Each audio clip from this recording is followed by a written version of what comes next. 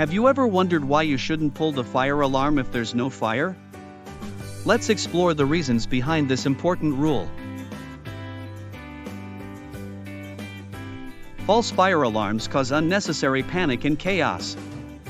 According to the National Fire Protection Association, about 30% of fire alarms are false or unintentional.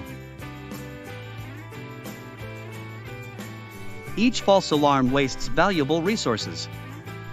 Firefighters may rush to the scene, risking their safety and delaying responses to real emergencies.